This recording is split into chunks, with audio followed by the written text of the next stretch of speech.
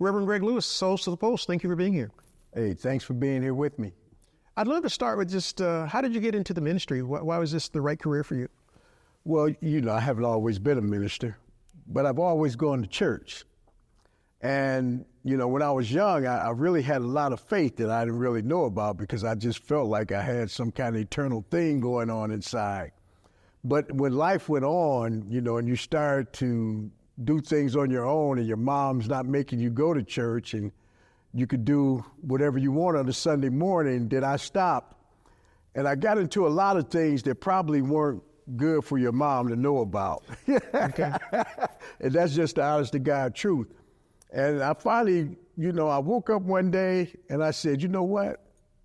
I don't want my mother to see me like I am.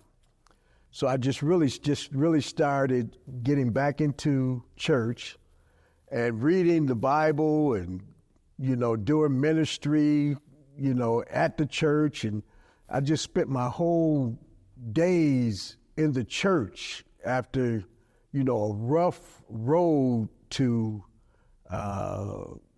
my enlightenment. Mm-hmm. And I said, you know what, I'm sick of all this other stuff, so I'm just going to really concentrate on my relationship with God. And it got so interesting, just going back to your roots and understanding, the Bible. And I kind of read that Bible backwards, forward. And I just said, you know what, this is it. This is it for me. This is the life. And I got to try to help everybody else see what I've seen so that we can all be, helping build kingdom together.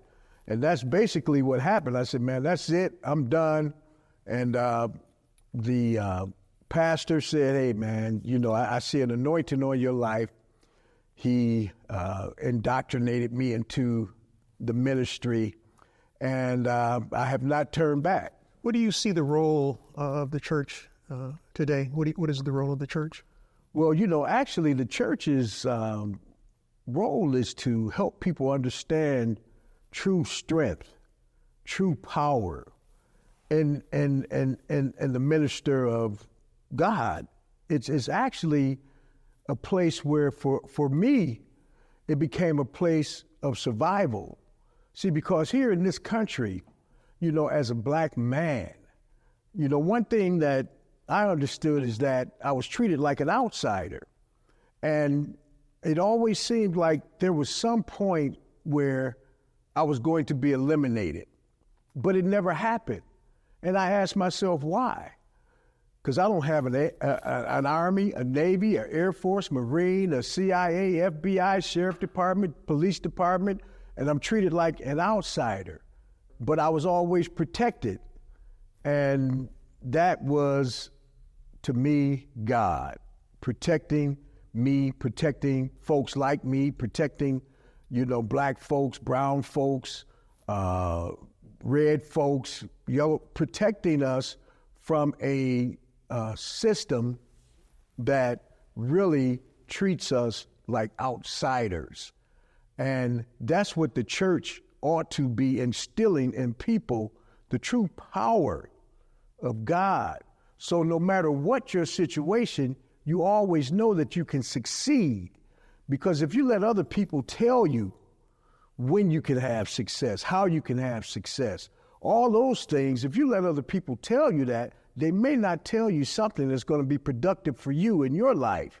So you have to know for yourself who you are, and understand that, you can do something, you can be something, you can go places, you can do all these things that you want to do, but it's going to take a lot of perseverance, and it's got to take a power that you really can't find in a neighborhood, in a community, in a city, state, or a nation. It's got to take a superpower, and that power is of God. And that's what the church ought to be instilling in the people who have been downtrodden, what has been inculcated in their systems is failure. I remember having this thought about history when I was going to school. And every time I looked in the history book, all I saw about myself is that I was a slave. And then I saw Benjamin Banneker, and I saw Frederick Douglass and Harriet Tubman, And I saw these people, but it never was a true reflection of who I am. I mean, even in Harriet Tubman and Frederick Douglass, we really never got a true story about those people, how they were courageous and fought and had this bravery that you really can't, you can't explain it as something that came from the world. It had to be something very special that they felt, that they knew about, that they felt inside, that really gave them the courage to stand up and be counted as a human being. And that's what the church ought to be doing. They ought to be helping people stand up and understand that, look, you're more than a conqueror, if you will. And that's what our church, I think that's our duty right now, because we have so much, what I would call Let me ask you this. failure in our communities that, you know, it becomes a self-fulfilling prophecy.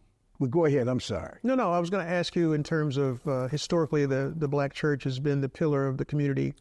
How do you see that these days? Oh, yeah. I mean, when I started the group Pastors United, I was coming out of my friend's store, and it has everything about black history and Afrocentric, you know, clothing and bags and books and all those kind of things. I was coming out of his store, and he asked me, he said, "Hey, man, where you going?" I said, "I'm going to vote."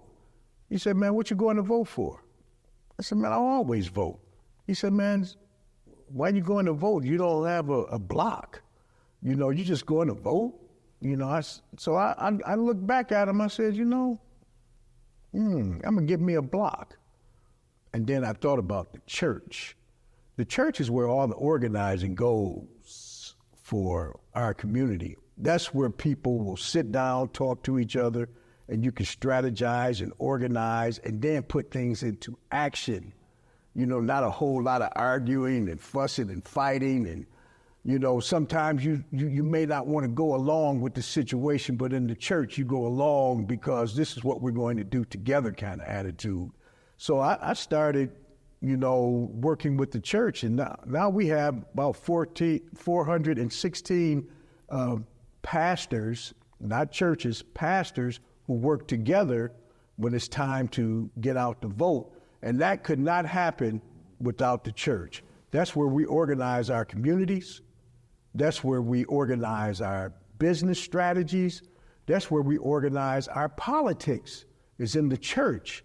And that's what the church is certainly of value to me, of more than anything else in our community, because that's a place where we can organize. And you bring up voting.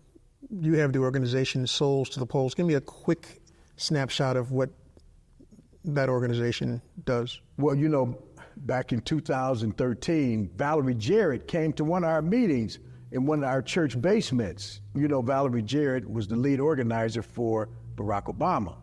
And she said, you know, you can vote on Sundays. I said, wow. I said, yeah, Souls to the Polls. And then we started talking to people about voting on Sundays. But not only that, we started giving them information about what candidates were running. We started giving them information about where to go vote. We started giving them information about early voting. We started to talk about registration. We started to talk about telling each other and making plans to get your family and friends to go vote. We started doing these radio spots where we just really encourage people to vote.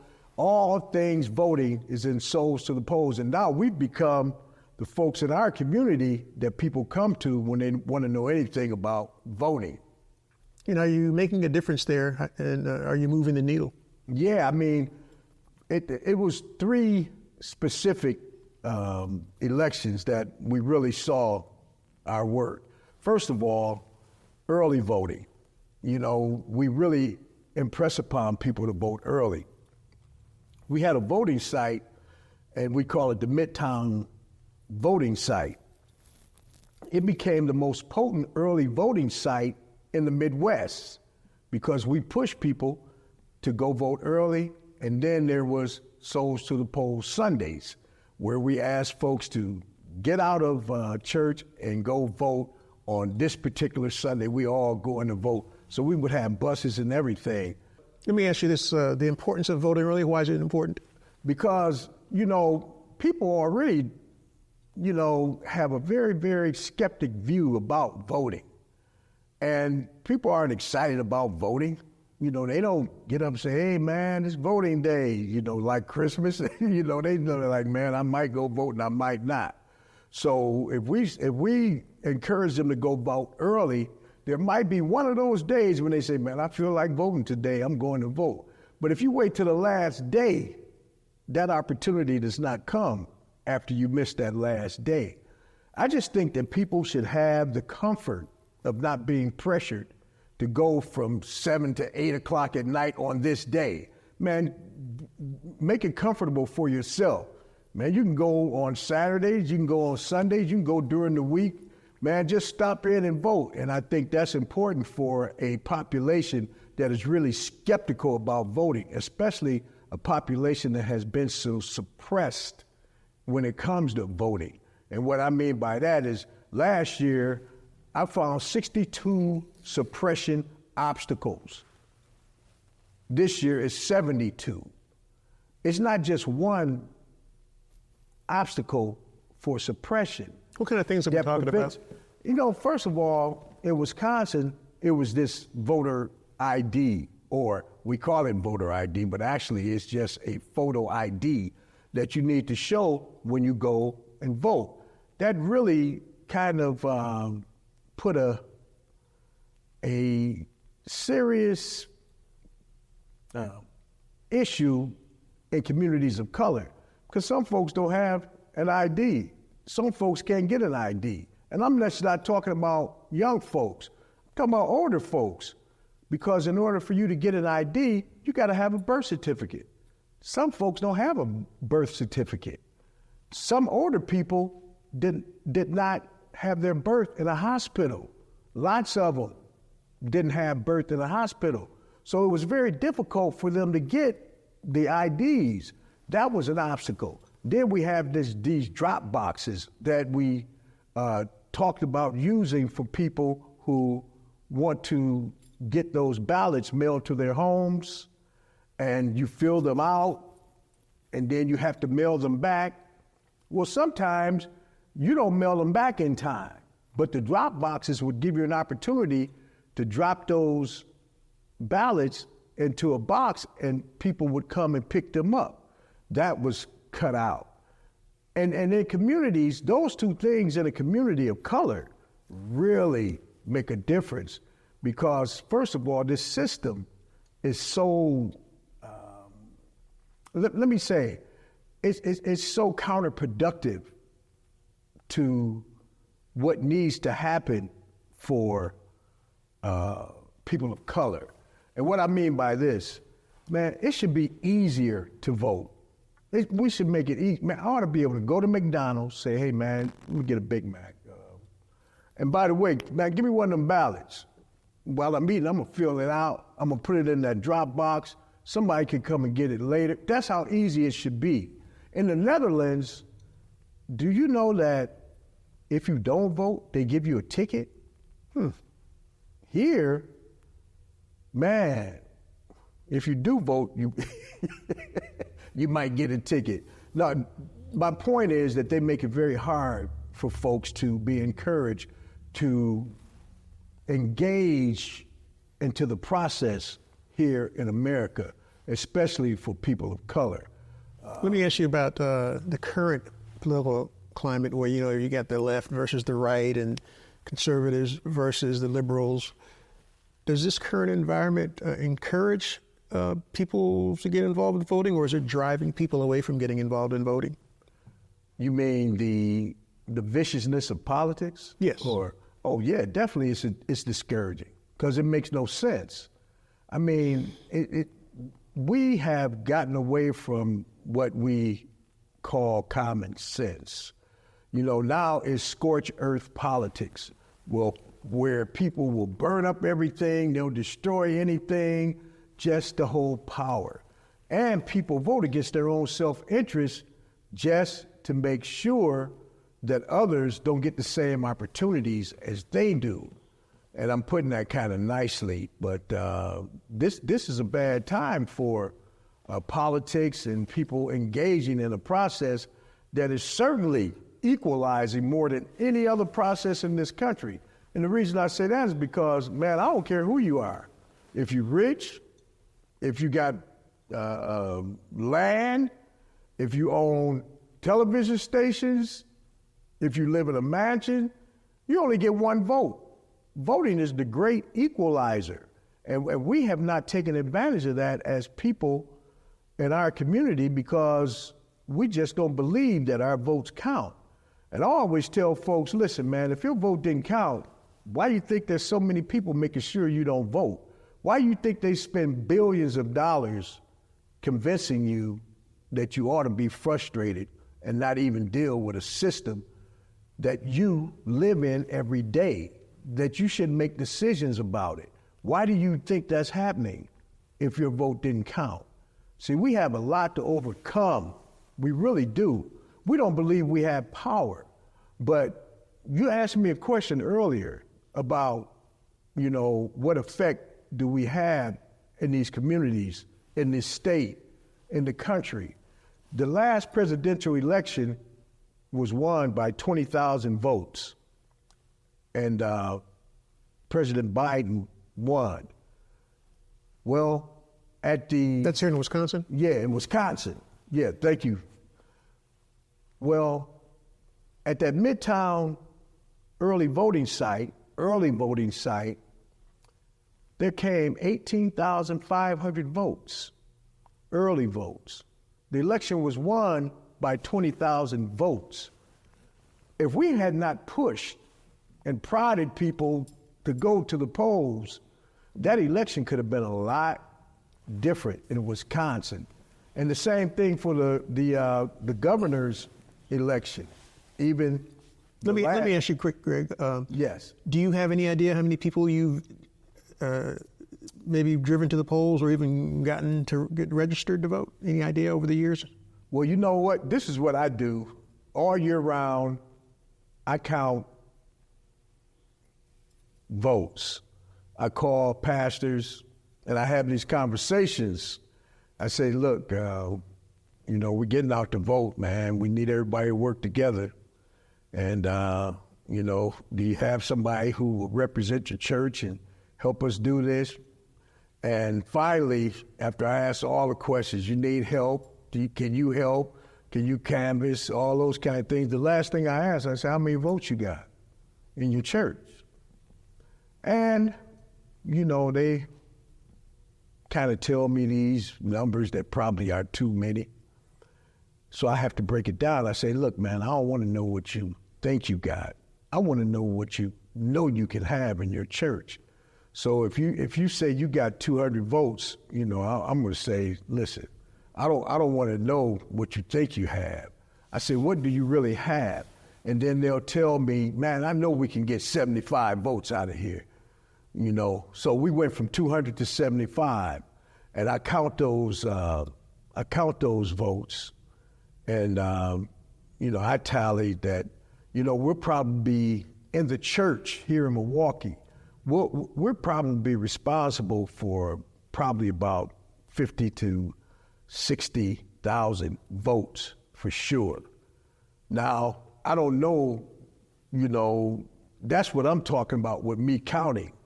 But I don't know what else happens with word of mouth, with getting people to the polls, with getting family and friends and those kind of things, because I don't count on those.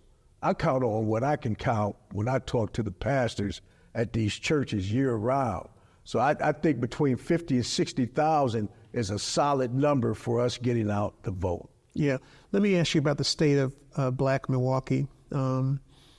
What is the state of things here in the city, and what are some of your concerns about the Black community here in Milwaukee? If you look at statistics about our city, you'll find that we're probably at the bottom of the list on every important category for success in the world. Milwaukee, jobs, education, family structure, finance, economics, health. That's where we are. It's really sad. It's sad. I hate that question. That's who we are.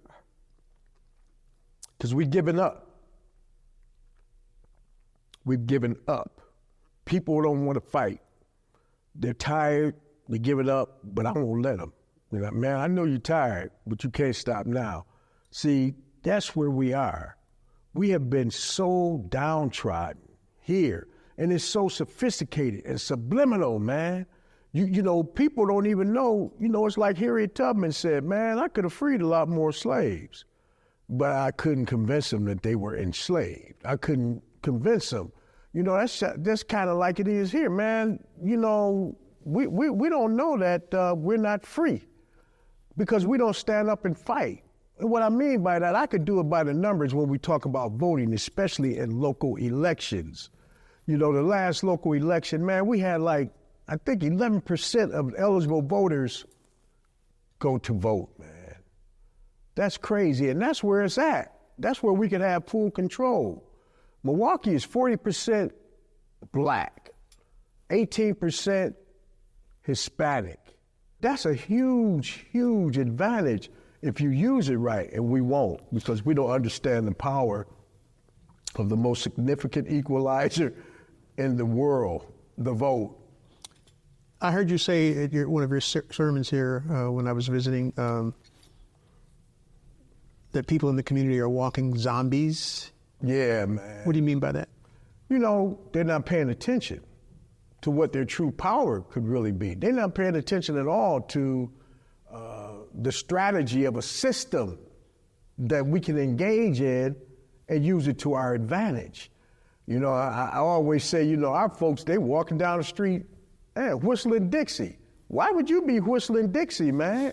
You know what Dixie represents? I mean, we walking down the street, we don't know. I bet I can go out here right now and I can see people walking down the street and I say, man, who's president? They may not know. How could that be? How could that be? How do you fix that? Well, it's a lot of hard work and you just got to keep going at it. I mean, see, that's the problem with what I do. It's so frustrating. I quit every day. I'd be like, hey, man, I'm quitting. I quit. This is too frustrating. People just don't really get it. They don't care. I'm doing all this work. Nobody really cares. Nobody's paying attention. Nobody appreciates you. You'll die and then they'll go on to something else, that kind of thing. And then I get up in the morning, take a shower and say, yes, let's get back to it because there is no easy way out. You got to keep, pressing the issues, and that's really the deal. You got to. What do you see as the biggest challenge out there in terms of the work you do and the kinds of things you do? It's getting people to understand that they have power. That's the biggest challenge for me. Man, you got power. See, because in America, our white population is basically split. Right now, the polls are showing Biden and Trump split right now. And we make the difference. How much more power do you need if you know that?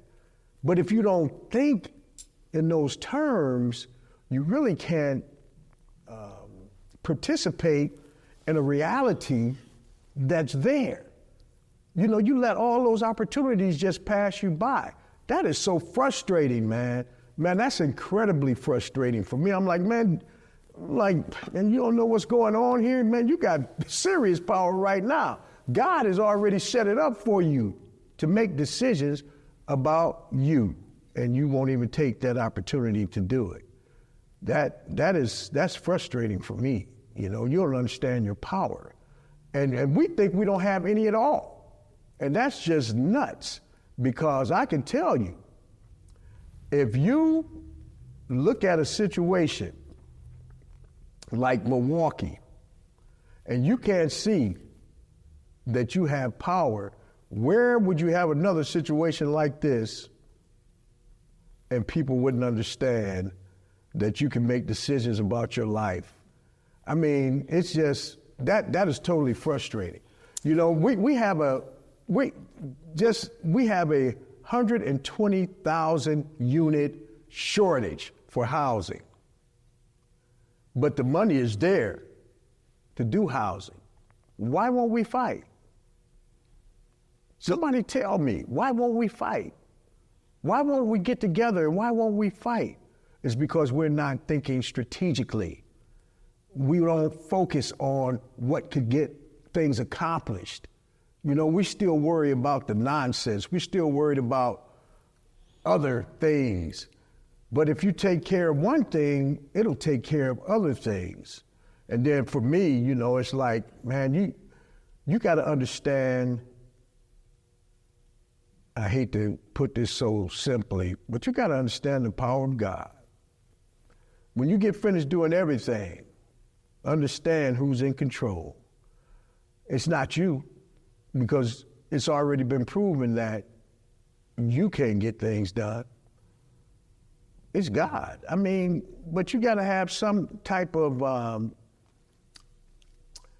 get up and go. Even under Let me ask you this. resistance, you got to have some get up and go. Let me ask you this, Greg.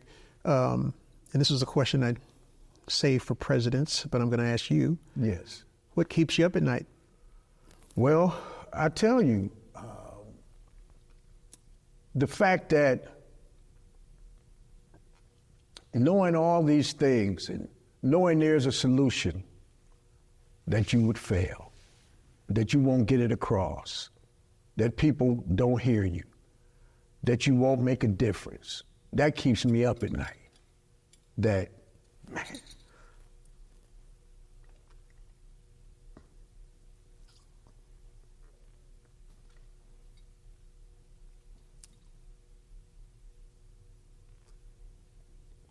As hard as you might work, you still haven't done enough. That keeps you up. For me, nobody's listening. Nobody's paying attention, man. That really keeps me up at night. I mean, we got the answers, man. I mean, the answers are there. But you know what? Populations of people have to force the issues. I remember when Franklin Delano Roosevelt told the chairman of the conductors union, A. Philip Randolph, he said, make me do something. He gave us the answer. We won't make anybody do anything.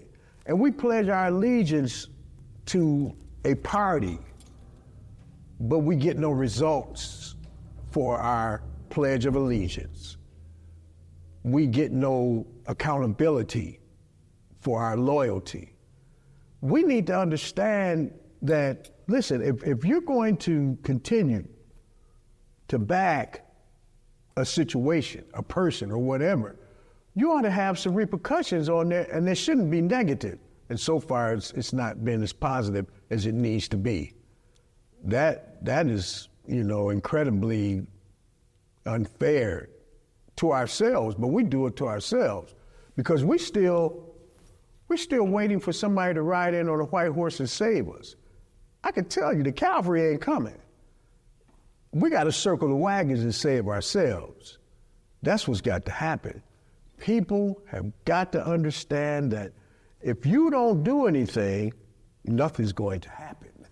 I mean, if you sit there and just feel sorry for yourself, that's what you're going to get.